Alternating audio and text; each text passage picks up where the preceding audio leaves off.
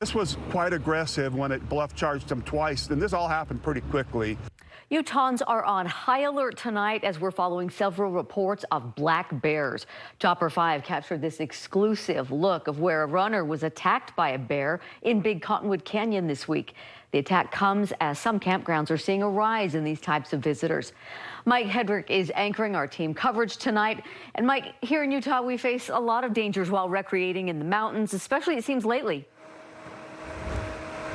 Yeah, Deanie, in this story, the reason we're covering this so heavily, it's not to freak anyone out, right? But we need to be aware we live in Utah, and before we ever came here to Utah, there are all these animals, right? And so we need to be aware. Black bears, they're one of them out there that we can encounter, and there's a number of animals that could be dangerous if we don't approach them the right way. Especially in the mountains, they can hurt you pretty badly, maybe even kill you, right? That includes mountain lions and moose, which typically avoid us, but have been spotted on occasion and have been known to attack people. And among the most well-known are rattlesnakes, which can be found on hiking trails, and if you don't respect their space, they can bite you.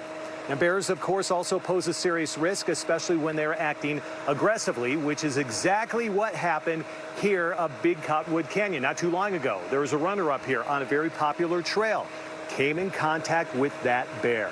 We got team coverage for you tonight. We got Sheriff Park. We have Shelby Lofton, both of them covering different angles of this story for us tonight. We're going to start things off with Shelby. And Shelby, you got the chance to speak to that runner who was out here on this trail, actually got bit in the arm by a bear. What a scare. I texted with the victim a little bit today. He told me, fortunately, his injuries weren't really severe. He was able to drive himself to the hospital after this all happened.